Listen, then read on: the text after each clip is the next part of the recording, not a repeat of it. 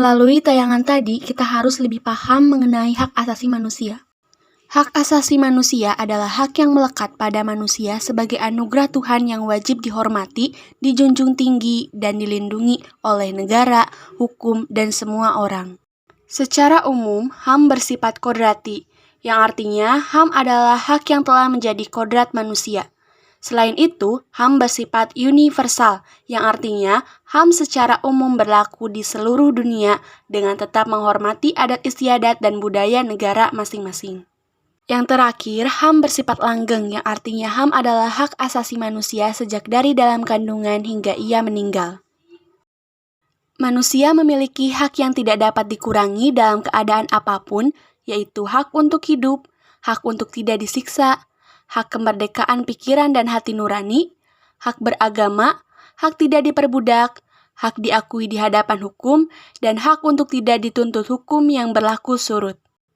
Hak-hak tersebut adalah hak yang tidak dapat dikurangi dalam keadaan apapun.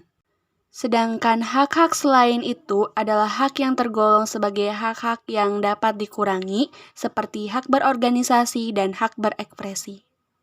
Namun, HAM yang dapat dibatasi dalam menjalankan hak-hak tersebut dapat dilakukan pembatasan hak seseorang dapat dibatasi oleh undang-undang. Misalnya, setiap orang berhak untuk memilih tempat tinggal dan membangun tempat tinggal. Namun, orang lain tidak berhak menggusur dan mengganggu tempat tinggal orang lain sewenang-wenang. Walaupun itu untuk membangun tempat tinggalnya sendiri, atau pemerintah tidak berhak sewenang-wenang menggusur tempat tinggal orang lain tanpa menjalani prosedur. Untuk menjamin hak asasi manusia, negara dan pemerintah wajib untuk melindungi, memajukan, menegakkan, dan memenuhi hak asasi manusia. Negara dan setiap orang wajib untuk menghormati HAM, artinya tidak boleh melakukan tindakan atau mengganggu HAM orang lain. Misalnya, masyarakat menikmati haknya dalam beribadah secara bebas dan tidak boleh diganggu.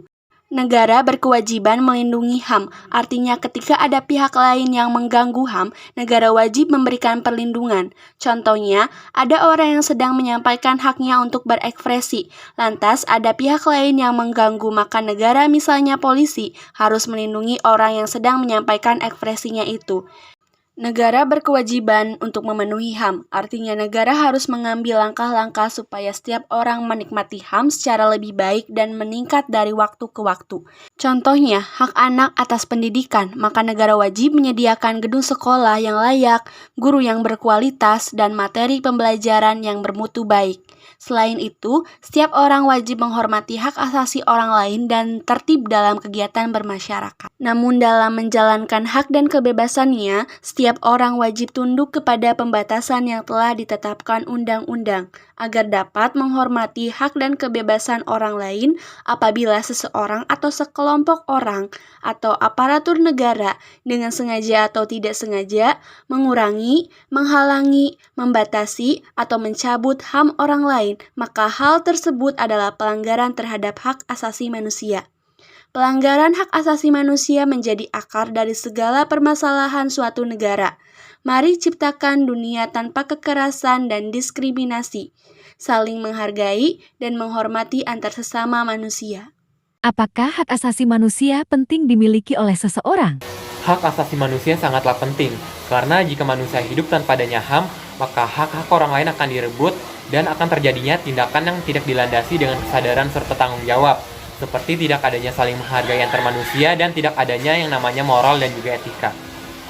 Karena HAM merupakan hak dasar manusia yang dimiliki manusia tanpa adanya perbedaan. Tentunya HAM ini memiliki tujuan, yaitu seperangkat prinsip yang berkaitan dengan kesetaraan dan keadilan. Tujuan HAM itu dapat mewujudkan nilai-nilai kunci dalam masyarakat seperti keadilan, martabat, kesetaraan, dan rasa hormat. Penting karena dengan hak asasi manusia, setiap orang akan memperjuangkan hak-hak yang dimilikinya sejak lahir ini dan tidak bertindak sewenang-wenangnya kepada sesama manusia lainnya. Sebutkan hak-hak yang kamu miliki. Hak untuk hidup dan mempertahankan kehidupan, hak untuk bisa mengemukakan pendapat, hak untuk mendapatkan pendidikan, Hak kebebasan untuk memeluk agama sesuai dengan keyakinan masing-masing. Apa harapan kalian untuk penegakan HAM yang ada di Indonesia sendiri? Harapan saya sebagai kaum milenial untuk penegakan HAM yang ada di Indonesia sendiri itu semakin banyaknya anak-anak muda yang mau menyuarakan hak asasi manusia. dengan memanfaatkan media sosial contohnya dan ataupun di lingkungan masyarakatnya sendiri. Harapan saya untuk kedepannya diharapkan tidak terjadi lagi kasus-kasus pelanggaran HAM di luar sana, dan kami pun sebagai manusia dan generasi muda berhak untuk mengekspresikan diri kami tanpa ada ancaman dari pihak lainnya. Harapan saya terkait penegakan HAM adalah semoga kedepannya HAM ditingkatkan lagi penegakannya oleh yang memiliki wewenang, tidak ada lagi oknum yang menyalahi hukum itu sendiri, dan semoga semua individu berhak untuk mendapatkan HAM. Harapan saya terhadap penegakan HAM di Indonesia adalah semoga semakin seimbangnya antara hak dan kewajiban tanpa adanya diskriminasi, dan juga dapat menjalankan hukum seadil-adilnya tanpa memandang bulu satu sama lain.